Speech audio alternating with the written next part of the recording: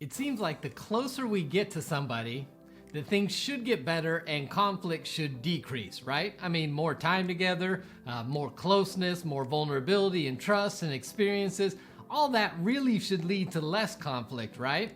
Well, that does happen, but here's the truth as well. Oftentimes, increased closeness can bring up more issues, lead to more conflict in the relationship. And so I want to talk about why that happens today and what we can do about it. That's today's topic on Relationshots.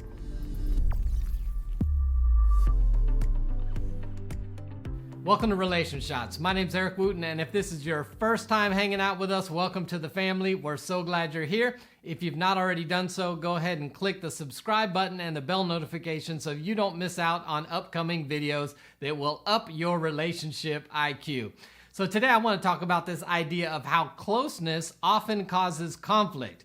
See, in our minds, we think the closer we get, the less conflict we have and the better the relationship feels. And we do get there, but we have to go through this process in order to get to the other side. So today I want to look at four reasons that closeness often creates more conflict in our relationships. Number one reason is that closeness exposes our fears. So if you've been hurt in past relationships, as you begin to get close in a new relationship, it can cause fears currently and fears for the future. Because if being close to somebody in the past meant that you would get hurt, that you would be abandoned, that you would be rejected, that you would be controlled, as you draw close in this relationship, that old baggage can surface again. And what that's going to mean is conflict. You're going to press into conflict for fear of experiencing what you experienced before. You'll put up some walls, anger will ensue, more conflict will ensue. At some point, you may even withdraw from the relationship. So what happens when we get close is that past relationships can expose fears that are now activated in our hearts that begin to cause conflict in the relationship because closeness exposes fears. Number two, closeness relaxes us. Now this sounds funny on the front end because you think, hey, if I'm more relaxed, then there should be less conflict in the relationship. But what I mean is that as you feel closer and more comfortable, you'll also begin to be more vulnerable. That means you'll allow them to see fragile areas of your life that you do not normally let people into. That when we have safety and security, we are more willing to expose our weaknesses to another person in hopes that they'll care for them, that they'll take care of us, and they'll be part of our healing process. But what happens is those weaknesses begin to cause conflict in the relationship because I'm no longer putting on my best face, I'm no longer putting my best foot forward, and I'm allowing some of my weaknesses to come out that actually cause conflict in the relationship. They've been used to my A game, but now when I feel comfortable and let out my C game, it inevitably will cause conflict in the relationship because closeness relaxes us. Number three, closeness resurfaces old patterns. And here's what that looks like in a relationship.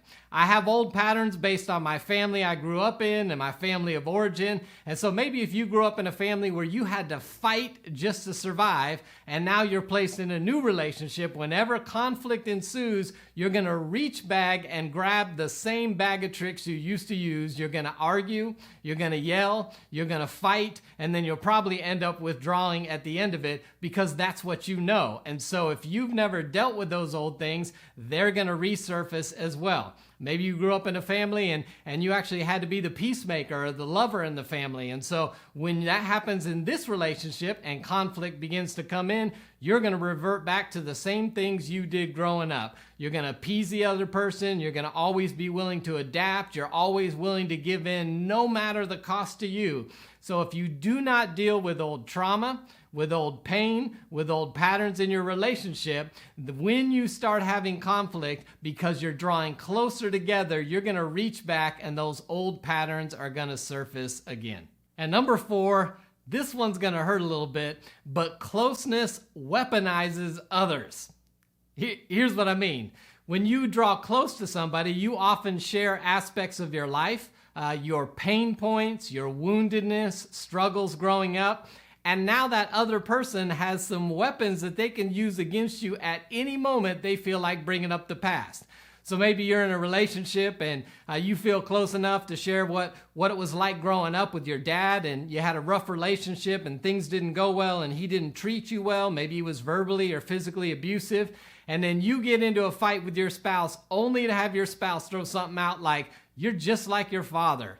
And that'll take you to a whole nother level if that's ever happened to you.